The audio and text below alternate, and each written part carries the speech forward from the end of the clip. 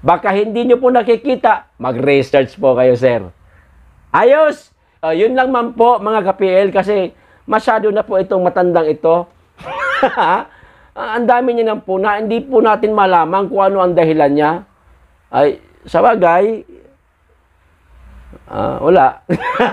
Tsaka na. Ayaw. Masayang araw po, mga ka-PL. Napansin ko lang po kasi, ewan ko lang po kayo kung napansin nyo rin na mukhang napapadalas na po yata ang pagpuna ni Ramon Tulfo kay Vice President Inday Sara Duterte. Ano po kaya ang dahilan niya? Bakit panay ang banat niya sa ating pangalawang Pangulo? Tulad po nitong huling banat niya, magbibigay po ako ng sarili kong opinyon. Tungkol po ba doon sa pagsuot ng ating pangalawang Pangulo ng tinatawag na Coachella outfit? Pinuna na naman ng matanda. Apaka-KJ niyo po, sir. Ito yung sinabi niya, basahin ko lang ito ba ang pangalawang Pangulo ng bansa? Ayan, question mark. Oo, siya po, Sir Ramon Tulfo, may problema ba? Bakit? Talangin ko rin po kayo, sino ba ang ibinoto ninyo noong nakaraang halalan? Ikaw, taga Davao man kayo, Oriental, sa pagkakaalam ko, taga Davao Oriental kayo, mga Tulfo. Huwag niyong sabihin, hindi po ninyo sinuportahan si Inday Sara noong nakaraang halalan. O baka ikaw lang ang hindi. At baka ang sinuportahan mong maging pangalawang Pangulo, yung kalaban ni Inday Sara. Ito pa. Oo, not may paligsahan ng mga costume sa Christmas party sa Office of the Vice President. Pero, kailangan ba niyang sumali at ipababa ang kanyang kagalang-dalang na pwesto? Sir, alam niyo naman pala na mayroong costume party sa OVP. Pag sinabing costume party, sir, kahit anong gusto mo suotin, pwede mong suotin. Costume party nga yan At higit sa lahat, kapag nagkakaroon ng costume party sa isang kumpanya, sa amin, naranasan ko rin yan noon, meron po yung best costume at meron po yung award. Pera ho. Hindi ko po sinasabi na kaya nag-costume ng ganun yung ating pangalawang Pangulo, naghahangad siyang manalo. Siyempre, nakikisama lang po siya sa kanyang mga staff. Ganun po, sir. Lawakan niyo po yung pag-iisip niyo. Huwag po kayo maging mababaw. Ito pa isa. Sabi niya po na kailangan pa ba daw sumali? Hindi po KJ si Inday Sara, sir. Sanay po yan dito sa Davao City na nakikihalo-bilo po. Lalong-lalo na lahat po ng mga Duterte. Hindi lamang po si Inday Sara, nakikihalo-bilo ho sila sa lahat ng mga staff ho sa kanilang nasasakupan. Palibhasa ho, sanay sila na kumbaga, parang normal lang pagka may party, ganyan, may birthday, normal lang, wala sa trabaho So, kailangan magbanding-banding naman. Kumbaga, hindi nga KJ, hindi po tulad ninyo. At, sir, hindi porke nag-costume na ganyan yung pangalawang Pangulo, sumali sa costume party, winawalang hiya niya na po yung kanyang pwesto o ibinababa niya na po, tulad ng sinabi ninyo, ang kanyang pwesto bilang pangalawang Pangulo ng ating bansa. Hindi po ganon. Party nga po kuha nyo po, sir. Ito pa. Sabi niya, di ginawa ni Leni Robredo ang magsuot ng katawa-tawang costume. Sigurado po kayo. Mukhang hindi ho yata kayo updated sa social media. Eto, may papakita ho ka sa inyo. Marami po ito, sir, ha? Ano po yan? Hindi ba katawa-tawa yan?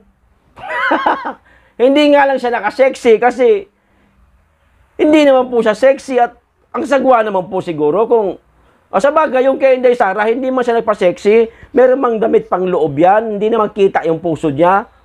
Oh. At hindi naman katawa-tawa yun. Coachella outfit po ang tawag doon. Baka hindi nyo po alam, sir. Ito, nakakatawa po. Oh, ayan, oh. Oh, kita nyo? Nagkami-hami wave. O yung mukha, may, ano pa, may facial expression pa. Oh. Sir. O eto pa, baka nakukulangan pa kayo. O ayan. Hindi nagsuot si BP. Si Santa Lucrecia ng ganyan. O may pakarakarate pa nga yung matanda din, oh. O tuloy tayo sa basa, mga ka-PL. Di rin ginawa ni Jojo Binay. Sigurado ho kayo. May papakita ko sa inyo, ha. O ayan. Napansin nyo, mga ka-PL? Naka-costume din, di ba? Costume wala. Ha? Naka-costume yan. Urig lang. Hindi, joke lang po. Wala po. Naghanap po kanina. Wala akong makita kay Jojo Binay. Wala po yun. O, eto. Di rin ginawa ni Noli De Castro at di rin ginawa ni Erap Estrada kahit siya'y lasenggo. Opo, wala ho. Naghanap po kanina para maipakita ko po sana sa inyo. Wala akong makita eh. Eto pa. Di ginawa ng mga nauna kay Sara Duterte ang magsuot ng nakakatawang costume dahil ginagalang nila ang pwesto ng pangalawang leader ng bansa. Ang babaw po naman pag-iisip ninyo, sir. Masyado po kayo mapangusga. Ang talim po ng bibig ninyo. Uulitin ko po, sir. Hindi ho porket nakapag-costume ng ganyan si Vice President Inday Sara Duterte, hindi niya na po ginagalang yung kanyang pagiging pangalawang pangulo ng bansa. Huwag po kayo masyadong matalim magsalita, sir. Ano ba dahilan ninyo? Bakit panay ang banat ninyo sa pangalawang pangulo? Kahit ano ipasuot mo kay Inday Sara, wag lang yung malaswa na bagay po sa kanya. Baka naman po sa susunod, pati yung mga tato niya sa katawan, mahilig sa tato yung ating pangalawang pangulo. Punain po ninyo. Kalalaki po ng tato niya dito sa paa. Mahilig ho yan sa tato. Baka pati yan, punain pa ninyo. Ha, sir? Ulitin ko, bagay po sa kanya. Bakit? Maganda. Maganda rin ang kutis. Sino po gusto ninyong magsuot ng ganyan? Ang sagwa naman po yata kung si Santa Lucrecia ang magsuot ng ganire.